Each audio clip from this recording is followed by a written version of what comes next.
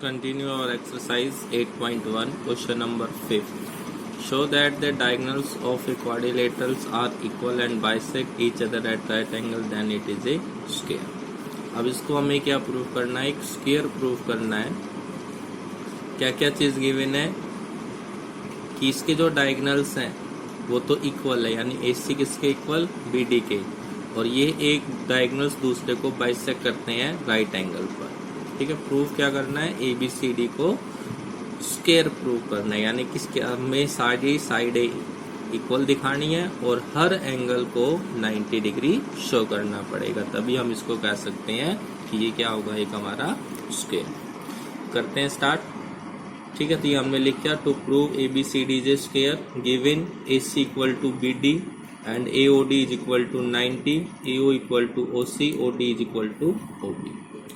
ठीक है, ये गिवन लिखा। प्रूफ ABCD क्वाड्रिलेटरल है, whose diagonals bisect each other, so it is a parallelogram। तो किसी भी क्वाड्रिलेटरल के अगर डायगोनल्स बाइसेक्ट करेंगे तो वो क्या होगा? हमेशा एक पैरेललोग्राम। और यहाँ पर दे भी रखा है कि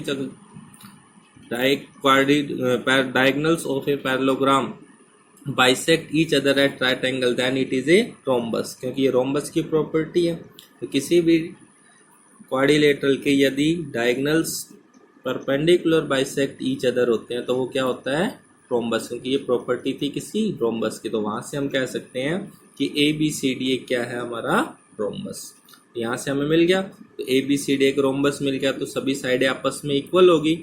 AB equal to BC equal to CD is equal to AD। ठीक है, तो आधा काम तो हमारा हो गया। अब हमें प्रूफ क्या करना है? इनको 90 डिग्री।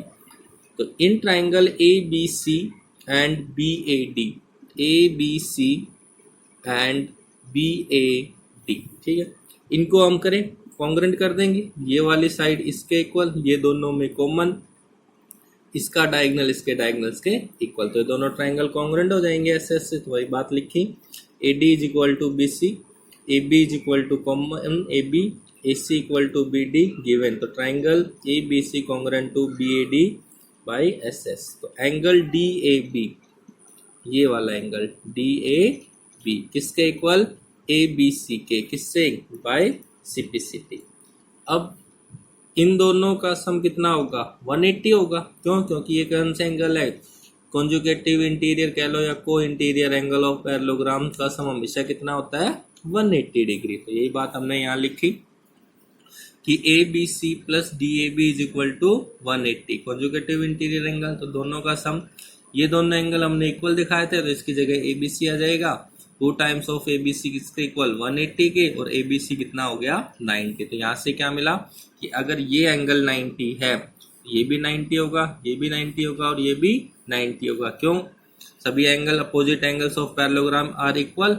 यहाँ से सभी एंगल हमें कितने डिग्री के मिल गए? एंगल। तो एंगल तो हमारे पास ABCD क्या बन गया? एक रोम्बस बन गया। क्यों? क्योंकि हमने सभी साइडें इक्वल दिखा दी और ईच एंगल क्या है इसका? 90 डिग्री, तो इट इज ए स्क्वायर। ठीक है, question number 6, diagonal AC of a parallelogram ABCD bisect angle A, show that it bisect angle C also and ABCD is a rhombus। तो ये हमारा एक पैरेललोग्राम दे रखा है। AC एक डायगोनल है जो किस को बाइसेक्ट करता है? एंगल A को। प्रूफ क्या करना है कि ये AC इस C को भी क्या करे? बाइसेक्ट करते हैं। चले, diagonal AC bisect angle C, ये प्रूव करना है। ABCD इज ए पैरेललोग्राम, तो AC बाइसेक्ट एंगल A। तो अब देखो यहाँ से angle DAC is equal to BCA, किस लिए? अल्टरनेट एंगल, क्योंकि ये दोनों क्या दे रखा था?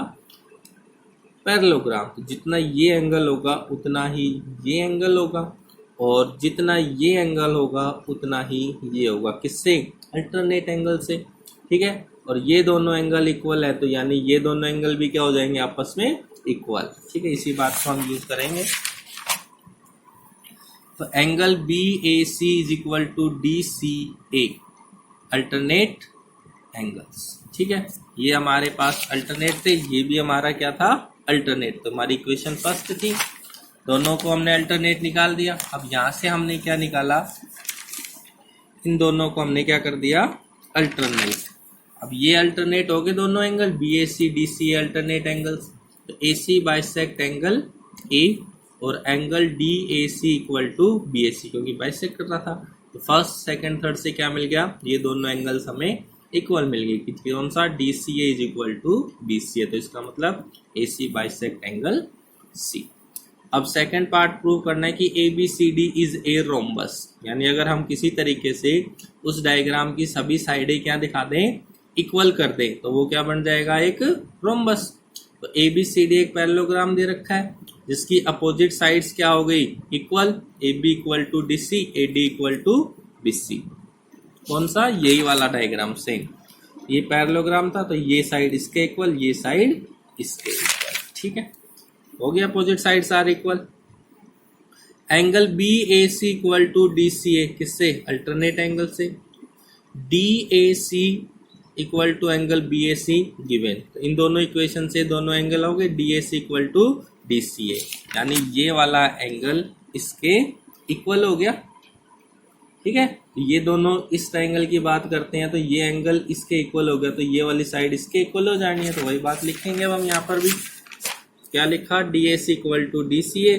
यहाँ से इन ट्रायंगल में तो AD किसके इक्वल होगी, DC की। Opposite sides are equal, opposite angle sides are also equal. अगर अपोजिट एंगल इक्वल है तो साइड्स भी क्या होंगी, इक्वल। तो यहाँ से क्या मिल गया, सभी साइडें आपस में इक्वल मिल गई, तो ये क्या बन गया, एक हमारा रोम्बस बन गया। हो गया प्रूफ।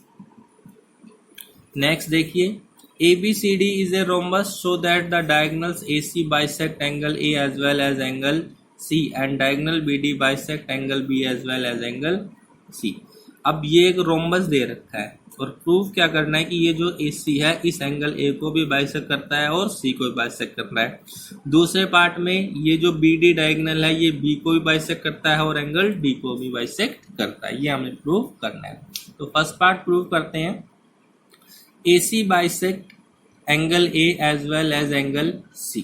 तो ABCD एक रोम्बस दे दिया, ठीक है। यहां से अब हमें ये रोम्बस दे दिया, तो इन ट्राइंगल ACD, इस वाले ट्राइंगल की बात करते हैं और इस वाले ट्राइंगल की बात करते हैं।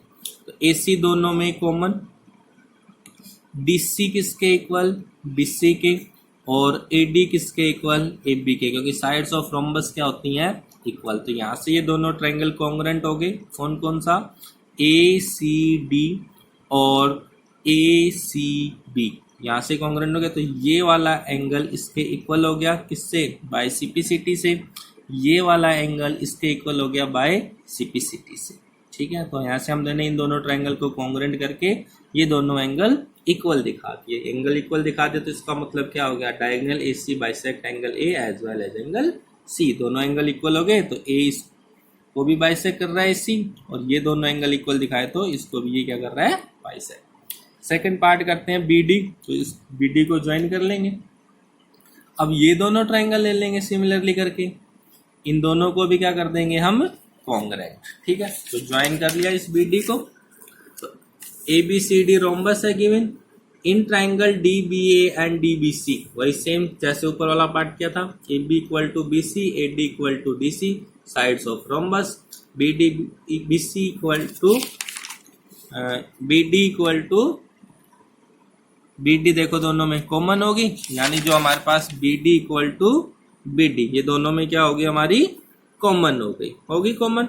ये ट्राइंगल DBA DBC से क्या हो गया, हमारा SS से क्या हो गया, congruent. BD is equal to BD, दोनों में कॉमन हो गया। Angle ADB is equal to angle CDB और angle ABD is equal to CBD by CPCT। क्यों, यहाँ से जब हमने इन दोनों ट्रायंगल्स को कॉन्ग्रुएंट किया था तो जितना ये एंगल आएगा उतना ही एंगल CPCT से ये आएगा, और जितना ये एंगल आएगा उतना ही एंगल हमारा CPCT से ये आएगा। तो इसका मतलब ये BD है वो एंगल D को भी बाइसेक्ट कर रही है और B को भी बाइसेक्ट कर रही है। तो वही बात हमने यहाँ पर दिखा दे, दोनों एंगल इक्वल, तो यानी BD क्या कर रहा है, एंगल B और एंगल D को भी क्या कर रहा है, बाइसेक्ट कर रहा है, ठीक है।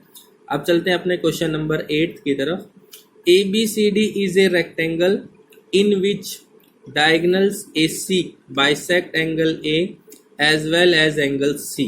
Show that ABCD is a square and diagonal BD bisect B as well as angle D. यहाँ ये रेक्टेंगल दे रखा है, जिसमें ये जो डायगोनल AC है A को बाइसेक्ट करता है और इस C को भी बाइसेक्ट करना है।